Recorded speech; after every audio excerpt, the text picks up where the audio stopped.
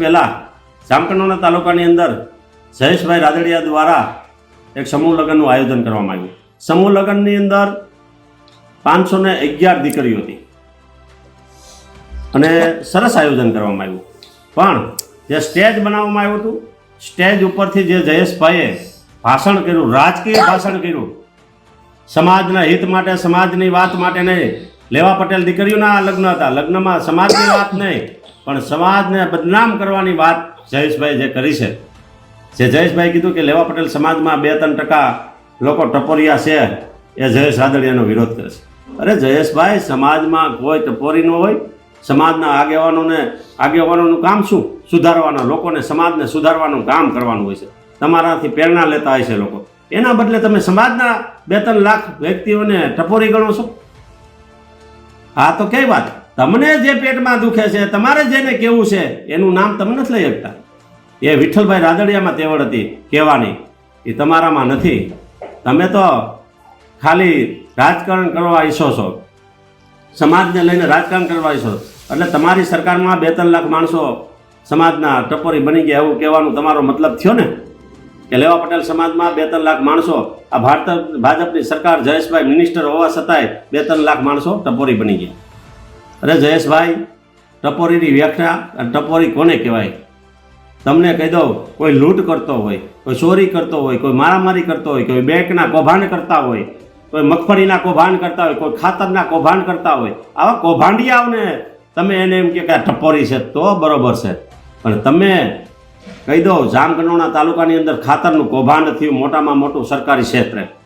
સરકારી ક્ષેત્ર કેની પાસે હતા? જેની પાસે હતા, જેને કૌભાંડ કરાવ્યા એ ટપોરી ગણાય.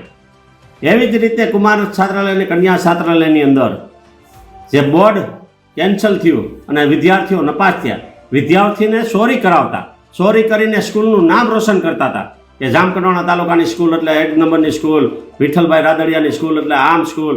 એમાં ચોરી કરતા છોકરા અને છોકરા ચોરી કરતા પકડાણા, આખું બોર્ડ કેન્સલ થયું, વિદ્યાર્થીનું ભવિષ્ય વર્ષ કેન્સલ કરે, ખરાબ થયું. એ માણસોને કહેવાય ટપોરી. આ જ રીતના છાત્રાલય અને કુમાર છાત્રાલય 52 ગામના તાલુકાની ગામડાની ટ્રસ્ટી બનાવવામાં આવ્યા હતા. બધા જ પછી વીઘા દીઠ પૈસા લેવામાં પછી ટ્રસ્ટી બનાવ્યા ગામડે ગામડે. એ બધા જ ટ્રસ્ટીઓને કાઢી નાખ્યા અને ટ્રસ્ટીઓ થઈ ગયા વિઠ્ઠલભાઈ રાદડિયા પરિવારના.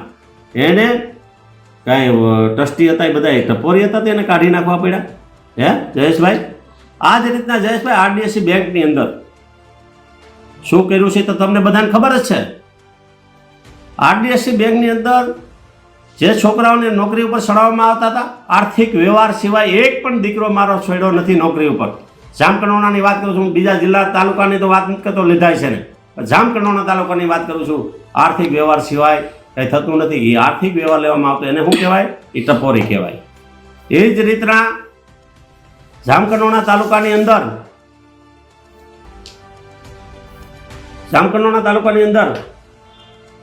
ફોફરનો ડેમ બનાવવામાં આવ્યો. કેટલા વર્ષે 2 વાર ધોવાઈ ગયા, એમાં કરોડોનો ભ્રષ્ટાચાર થયો. એના માટે શું? એને શું કહેવાય? ટપોરી કહેવાય. એ જ રીતના જામકંડોરણાની અંદર તમે ધારાસભ્ય બનાવશો, સંસદ સભ્યની ચૂંટણી આવે છે અને લેવા પટેલના દીકરાઓને દારૂ પીતા શીખવાડ્યા હોય. કોને શીખવાડ્યા? એ જામકંડોરણાની છાત્રાલયથી ચાલુ થયું છે, તો એને કહેવાય ટપોરી કહેવાય. મોટામાં મોટું નિશાન જામકંડોરણા તાલુકાના લેવા પટેલના છોકરાઓને દારૂ પીતા શીખવાડ્યા હોય, એનું નામ કહેવાય ટપોરી. એટલે ટપોરીની વ્યાખ્યા જયેશભાઈ આ કહેવાય. બીજું, પાયલબેન ગોટી અમરેલી જિલ્લાની અંદર એ પટેલ સમાજની દીકરી, તમે સરસ કામ કરો છો. 511 દીકરીઓના, પટેલ સમાજની દીકરીઓના લગ્ન કરાવ્યા, તો એ વાત સારી છે, પટેલ સમાજની દીકરીઓ હતી. તો પાયલ ગોટી કોણ હતી? પટેલ સમાજની દીકરી નહોતી. એની ઉપર અત્યાચાર થયો તો તમે બોલી ન ગયા. તમે સમાજને એક બીજું એવું ભાષણ, તમારો વિડીયો મેં સાંભળ્યો હતો કે ભાઈ જયેશ રાદડિયા સમાજની વાત આવે ત્યારે સમાજની પડખે હોય, રાજકારણ સાઈડ પર મૂકી દે. તમારું રાજકારણ ક્યાં? તમે સમાજવાદી ક્યાં ગયા? લેવા પટેલ સમાજના આગેવાન જયેશભાઈ રાદડિયા, કે તમે કેમ એક શબ્દ બોલ્યા નહીં પાયલ ગોટીબેન માટે?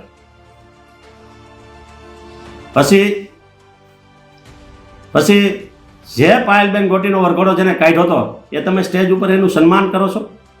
એટલે એનો મતલબ એવો થયો, તમે આ સમાજના વિરોધી લોકોનું તમે સન્માન કરો છો, એવું તમારું કહેવાનું થયું. પણ આ લેવા પટેલ સમાજને બદનામ કરવાનું બંધ કરો. વિઠ્ઠલભાઈ રાજનીતિ કરતા એવી રાજનીતિ શીખી જાઓ અને વિઠ્ઠલભાઈએ જે રીતની રાજનીતિ કીધી, મોઢે કહેવાવાળી રાજનીતિ હતી, તમારે કહી દેવું જોઈએ. એક વ્યક્તિની વાહે આખા સમાજને બદનામ કરો છો, એ